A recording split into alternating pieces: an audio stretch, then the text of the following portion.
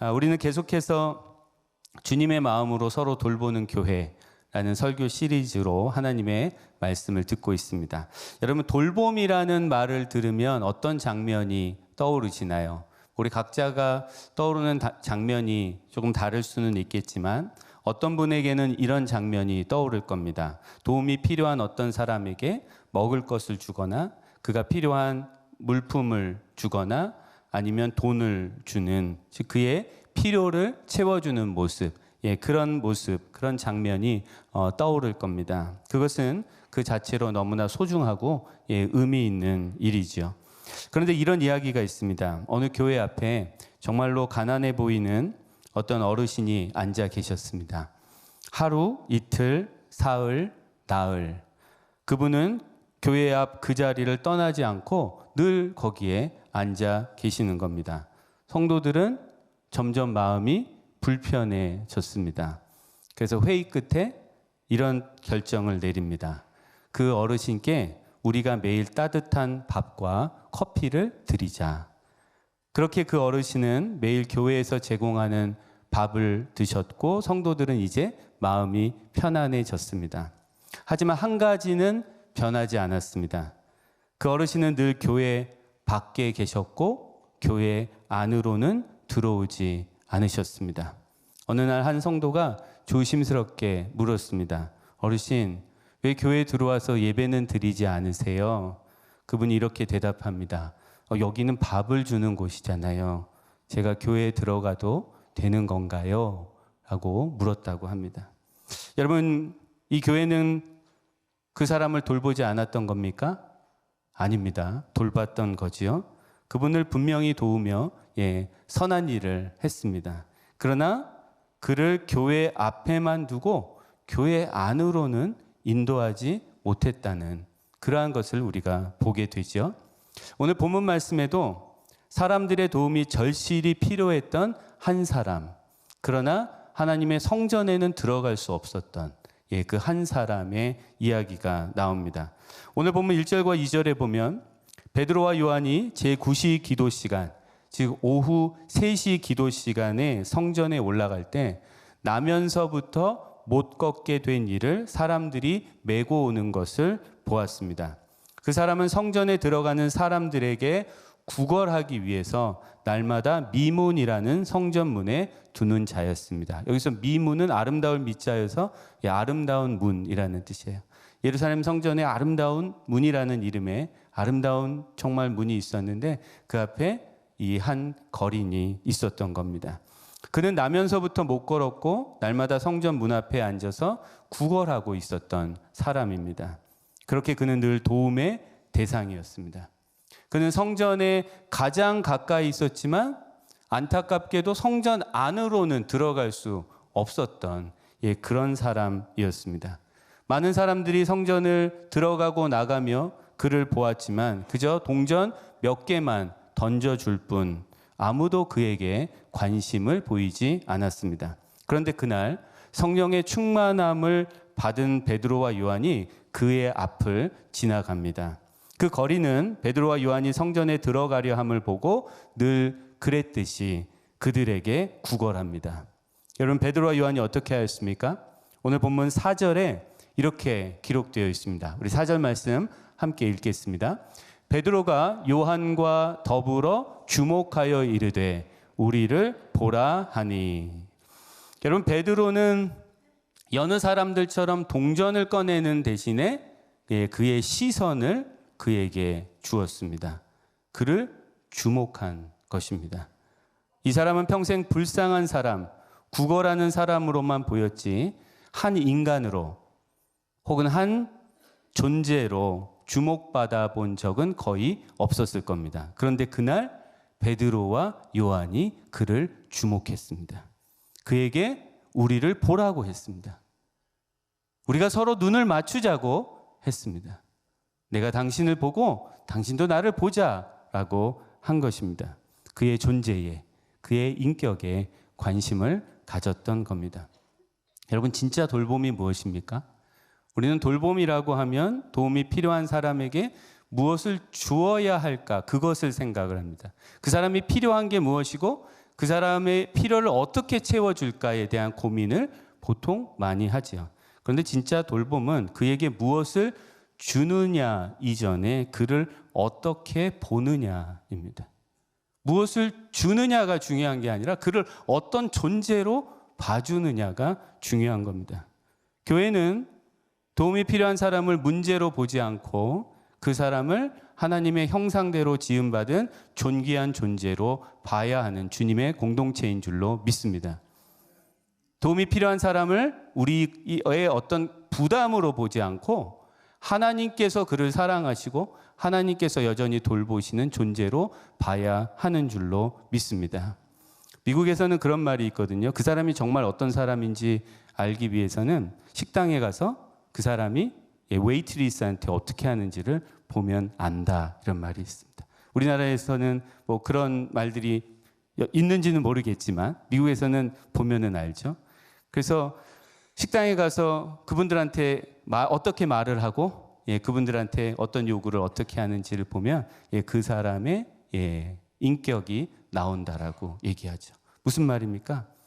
우리가 우리 주변에 있는 사람들을 과연 어떻게 보고 있느냐, 그들을 정말로 어떤 기능적으로 보고 있느냐, 그를 정말로 한 사람으로 하나님의 형상대로 지음받은 소중한 존재로 보고 있느냐, 그것이 우리에게 중요하다는 거죠. 한국 사회에서도 갑질이라는 문제가 있지 않습니까? 우리 성도님 중에도 갑질하시는 분들 계십니까?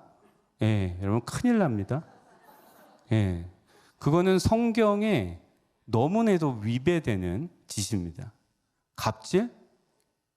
우리 모두가 다 하나님의 형상대로 지음을 받은 하나님이 그분을 사랑하고 하나님이 돌보고 계신데 누가 누구에게 갑질을 할 수 있습니까? 갑질이 하는 사람이 있으면 가서 뜯어 말려야 되는 게 우리인 줄로 믿습니다. 여러분, 그렇게 우리는 누구를 돌보려고 할 때 그에게 무엇을 주느냐보다 그를 어떻게 보느냐가 더 중요합니다. 우리 예능교회가 도움이 필요한 사람을 문제나 부담으로 보지 않고 하나님이 사랑하시고 하나님이 돌보시는 귀한 존재로 볼 수 있기를 주님의 이름으로 축복합니다. 우리 예능교회가 그렇게 된다는 것은 여러분 한 분 한 분이 그런 사람이 된다는 거예요. 도움이 필요한 사람들을 정말로 하나님의 형상대로 지음받은 존귀한 존재로 바라보실 수 있기를 축복합니다.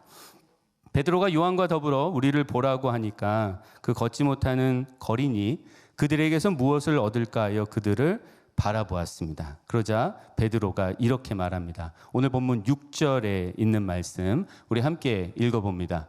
은과 금은 내게 없거니와 내게 있는 이것을 내게 주노니 나사렛 예수 그리스도의 이름으로 일어나 걸으라. 아멘. 여러분, 그 걷지 못하는 거리는 당연히 돈을 기대하고 있었을 겁니다. 그러나 베드로는 그에게 돈 대신에 예수 그리스도의 이름을 줍니다. 그가 원했던 것, 그가 필요로 하고 있었던 것은 돈이었지만 베드로는 돈을 주지 않고 그가 가지고 있는 것, 예수 그리스도의 이름을 주었습니다. 그 거리는 베드로가 무슨 말을 하는지 이해하지 못했을 거예요. 우리를 보라고 하니까 혹시 값비싼 동전을 주려나 하고 기대했을 텐데 나사렛 예수의 이름으로 어쩌고 저쩌고 합니다. 이게 무슨 말이야? 그는 이해하지도 못했을 겁니다. 그러나 성령으로 충만한 베드로는 그의 상황을 직시했습니다. 동전은 그의 하루를 버티게 해줄 수 있지만 예수의 이름은 그에게 새로운 삶을 줄 수 있다라는 믿음이 그 안에서 강하게 일어났던 겁니다. 여러분, 교회가 줄 수 있는 최고의 돌봄이 무엇입니까? 도움이 필요한 사람에게 그의 필요를 채워주는 것입니까? 배고픈 사람에게 먹을 것을 주고 입을 것이 없는 사람에게 입을 것을 주고 돈이 없는 사람에게 돈을 주는 것, 그것이 교회가 줄 수 있는 최고의 돌봄입니까? 물론 그것도 귀한 돌봄입니다. 교회는 물질로도 도움이 필요한 사람들의 필요를 채워주는 일을 멈춰서는 안 됩니다. 그것은 당연히 해야 되는 부분입니다. 그러나 그들의 손에 더 본질적인 것을 쥐어줘야 합니다. 왜냐하면 물질은 그의 삶을 근원적으로 해결할 수 없다는 것을 우리는 잘 알고 있기 때문에 그렇습니다. 먹을 것을 이번 기회에 제공해 줄 수 있지만 다음 기회는 제공해 주지 않으면 그 사람은 또 배가 고픕니다. 그의 필요를 위해서 돈을 오늘은 줄 수 있지만 내일 주지 않는다면 그는 또 내일을 살아갈 수 있는 물질이 없어지게 됩니다. 우리는 더 근본적인 것을 그에게 주어야 합니다. 그럼 무엇이 교회가 줄 수 있는 최고의 돌봄입니까? 여러분, 교회가 가지고 있는 최고의 것이 무엇입니까? 우리가 가지고 있는 최고의 것이 무엇입니까?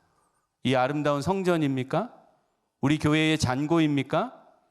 우리들 가운데 탁월하고 뛰어난 인물입니까? 우리가 가지고 있는 최고의 것이 무엇입니까? 우리의 가지고 있는 최고의 것은 예수 그리스도의 이름인 줄로 믿습니다. 예수 그리스도의 복음인 줄로 믿습니다. 그것이 우리가 가지고 있는 최고의 것입니다.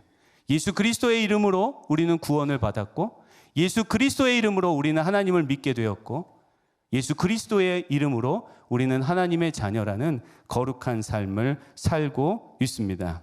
즉, 교회가 줄 수 있는 최고의 돌봄은 사람을 다시 일어서게 할 수 있는 예수 그리스도의 이름, 예수 그리스도의 복음인 줄로 믿습니다. 그래서 베드로는 은과 금은 내게 없거니와 내게 있는 이것을 내게 준다고 말하며 나사렛 예수 그리스도의 이름으로 일어나 걸으라고 하였던 것입니다. 그런데 여러분, 오늘 말씀해 보면 베드로는 그저 그렇게 말한 것으로 끝내지 않았습니다. 오늘 보면 7절에 이렇게 기록되어 있습니다. 7절 말씀 우리 한 목소리로 읽어봅니다. 오른손을 잡아 일으키니 발과 발목이 곧 힘을 얻고. 아멘. 베드로는 그 거린에게 나사렛 예수 그리스도의 이름으로 일어나 걸으라고 말한 후에 그의 오른손을 잡아 그를 일으켰습니다. 그러자 놀랍게도 그의 발과 발목에 곧 힘을 얻게 되었습니다. 예수 그리스도의 이름으로 행하는 돌봄은 사람을 계속 그 자리에 앉아 있게 두는 돌봄이 아닙니다. 예수 그리스도의 이름으로 돌보는 돌봄, 그 복음적 돌봄은 그 사람을 다시금 일으켜주는 돌봄입니다. 그에게 당신은 예수 그리스도 안에서 일어날 수 있습니다. 예수의 능력이 당신을 새로운 삶으로 이끌어 주실 수 있습니다 라고 말하며 그를 새로운 삶의 자리로 인도해 주는 것인 줄로 믿습니다. 여러분, 이 말씀에서 우리가 주목해야 할 것은 베드로가 그의 오른손을 잡았다는 거예요. 그냥 예수 그리스도의 이름을 선포한 것으로 끝나지 않고 그 사람의 오른손을 잡아 그를 함께 일으켜 세워 주었다는 겁니다. 여러분, 우리도 예수의 이름으로 손을 잡아줘야 합니다. 우리도 예수의 이름으로 함께 일어나야 되는 줄로 믿습니다. 여러분, 이 시대에 우리는 어떻게 손을 잡아줄 수 있습니까? 어떻게 일으켜 줄 수 있습니까? 어떤 사람의 문제를 듣고 그냥 함께 기도하겠습니다 라는 말만으로는 좀 부족할 수 있습니다. 우울함을 갖고 있는 지체가 있다면 그의 이야기를 좀 들어주고 그와 함께 산책을 하고 그와 함께 좀 시간을 보내는 것, 그것이 우리가 예수의 이름으로 오른손을 잡아주는 것일 수 있습니다. 우리 청년들이 요새 취업의 문제로 고민이 많은데 취업을 못해서 고민하고 있는 청년이 있다면 그에게 다가가 그의 아픔과 그의 어려움을 공감해주고 그리고 그와 함께 해주는 것, 그것이 오른손을 잡아주는 것일 수 있습니다.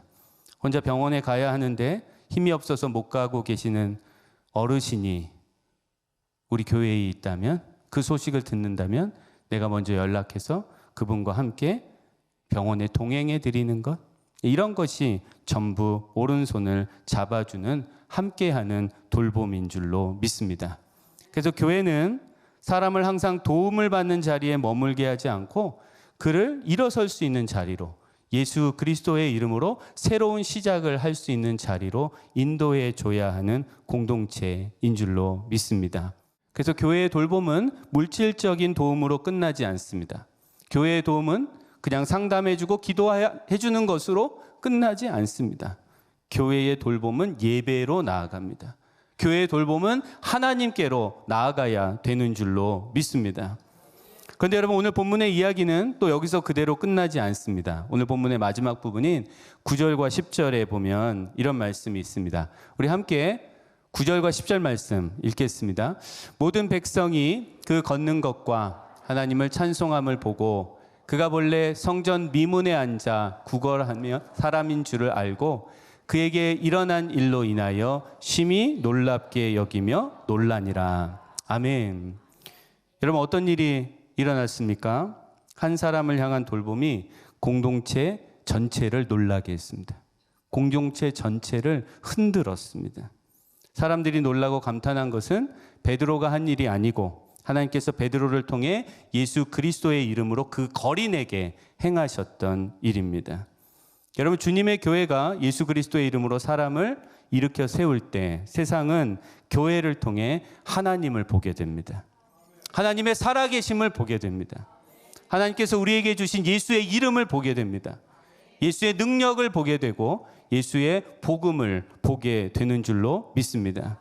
우리 예능교회가 예수 그리스도의 이름으로 사람을 일으켜 세워서 사람을 회복시킴으로 하나님의 살아계심을, 하나님의 권능을, 하나님의 능력을 세상에 나타내는 복된 교회가 되기를 주님의 이름으로 간절히 축원합니다. 여러분, 이번 설교 시리즈의 주제는 주님의 마음으로 서로 돌보는 교회입니다. 모든 단어가 다 중요한 단어입니다. 주님, 마음, 서로 돌보는 교회. 다 중요한 단어입니다. 모든 단어에 강조점을 둘 수 있습니다. 그러나 오늘은 저는 특별히 서로라는 말에 여러분과 함께 주목하고 싶습니다. 우리는 주님의 마음으로 돌보는 교회인데 어떻게? 서로 돌보는 교회입니다. 여러분, 오늘 본문에서 베드로는 걷지 못하는 사람에게 그의 손을 내밀었고 예수의 이름으로 그의 손을 잡고 그를 일으켜 세웠습니다. 그런데 여러분, 베드로가 어떤 사람입니까? 베드로는 예전에 주님의 손을 잡아야 했던 사람입니다. 베드로는 주님의 말씀을 듣고 물 위를 걷다가 요동하는 물결로 인하여서 물에 빠져 어려움을 당했던 사람이죠. 그때 주님께서 베드로의 손을 잡아 건져 주셨습니다. 또한 베드로는 예수님을 3번이나 부인하고 깊은 절망에 빠져 있었던 사람입니다. 그런데 부활하신 주님께서 그에게 찾아오셔서 네가 나를 사랑하느냐 3번 물으시고 그를 다시 일으켜 세워주셨습니다. 여러분, 베드로가 오늘 본문 말씀에서 그 거린에게 손을 내밀 수 있었던 것은 그 자신이 예수 그리스도의 손을 잡고 일어선 자였기 때문입니다. 여러분, 우리에게도 그러한 경험이 있지요. 내가 정말로 어찌할 바를 모르던 때에 주께서 나에게 은혜를 베풀어 주셔서 주께서 나에게 손을 내밀어 주셔서 나를 잡고 일으켜 주셔서 우리를 세워주신 그 경험이 있지 않습니까? 여러분, 그 경험을 하였기에 우리는 예수 그리스도의 이름으로 다른 사람의 손을 잡아줄 수 있는 줄로 믿습니다. 그런데 여러분, 우리는 언제나 베드로의 자리에만 있는 것이 아닙니다. 우리 공동체 안에서 우리 모두는 때로는 손을 내미는 베드로이기도 하지만 때로는 성전 미문 앞에 앉아있는 거린일 수도 있습니다. 내가 예수의 이름으로, 예수의 능력으로 충만하여 어려움에 있는 누군가에게 손을 내밀고 그를 예수의 이름으로 함께 일으켜 줄 수도 있지만 나의 삶의 자리가 너무나 힘겨워서 예전의 나의 신앙과 나의 뜨거움은 다 사라지고 그저 성전 문 앞에 주저앉아 있는, 이제는 내 힘으로는 그 무엇도 스스로 할 수 없는 그 연약함의 자리에 우리가 앉아 있을 때도 있습니다. 우리 중에 누구는 언제나 베드로와 같이 손을 내밀어 주는 사람이 되고 우리 중에 누군가는 언제나 도움이 필요한 이 거린과 같은 성전 문 앞에 앉아있는 자가 되는 것이 아닙니다. 저는 목사니까 여러분에게 언제나 손을 내밀어 줄 수 있는 베드로와 같은 사람으로 항상 있을까요? 그렇지 않습니다. 저도 무너질 때가 있고 여러분의 손길이 필요할 때가 있는 존재죠. 우리 모두가 그렇지 않습니까? 우리가 모두 어찌 인생을 베드로와 같이 그 충만한 상태로만 살 수 있겠습니까? 우리에게 모두 연약함의 자리가 있습니다. 그래서 우리는 연약할 때 나의 연약함을 내어놓고 공동체의 손을, 형제 자매의 손을 붙들어야 할 때가 있다는 겁니다. 나는 돕는 사람이고 저 사람은 늘 도움을 받는 사람이다. 나는 늘 도움을 받는 사람이고 저 사람은 늘 나를 도와줘야 하는 사람이다. 이러한 구분은 우리 안에 없습니다. 내가 지금 하나님의 은혜로 누군가에게 도움을 줄 수 있지만 내가 언젠가는 정말로 하나님의 은혜가 필요하고 하나님의 은혜로 나를 도와줄 수 있는 그 사람이 필요한 자리에 있을 수 있습니다. 우리에게 중요한 것은 우리가 함께 예수 그리스도의 이름으로 서로 손을 잡고 일어서는 사람이 되는 것인 줄로 믿습니다. 그럴 때 우리는 서로 돌보는 진정한 주님의 몸된 교회가 될 줄로 믿습니다. 이제 말씀을 마무리합니다. 여러분, 교회는 은과 금으로 사람을 살리는 곳이 아니라 오직 예수 그리스도의 이름을 말하고 그 이름으로 사람을 살리는 공동체가 되어야 합니다. 그리고 그 공동체 안에서 우리는 서로의 손을 붙잡고 함께 일어서야 합니다. 오늘 우리 곁에 있는 사람들 중에 우리의 성전 문 앞에 앉아 있는 사람은 혹시 없습니까? 우리 모두가 다 이렇게 성전 안에 육신적으로는 들어와 있는 것 같지만 영적으로는 이 안에 들어와 있지 못하고 마치 성전 밖에 있는 것처럼, 성전 문 앞에 앉아 있는 것처럼 그렇게 외로이, 그렇게 무력하게 앉아 있는 사람은 우리 가운데 없습니까? 우리는 그에게 무엇을 주고 있습니까? 혹시 여러분 자신이 지금 성전 문 앞에 앉아 있지는 않습니까? 혹시 여러분이 누구의 손길이 필요한 그 은혜를 구하고 있지는 않습니까? 이번 한 주간 여러분에게 작은 미션을 드립니다. 여러분 주위에 있는 우리의 지체들 가운데 늘 그 자리에 있지만 내가 제대로 보지 못하고 지나쳤던 그 한 사람을 한번 생각해 보십시오. 그게 누구일까? 내가 그를 좀 주목했어야 되는데, 내가 그의 손을 좀 잡아줬어야 되는데 그러지 못했던 그 한 사람이 누구일까를 생각해 보십시오. 그리고 그 사람이 생각난다면 예수의 이름으로 오른손을 내밀어 보시기 바랍니다. 그에게 전화를 걸어 안부를 물어볼 수도 있고 그와 약속을 해서 차를 마시며 그의 이야기를 들어줄 수도 있습니다. 그럼 이것이 예수 그리스도의 이름으로 행하는 복음적 돌봄의 시작인 줄로 믿습니다.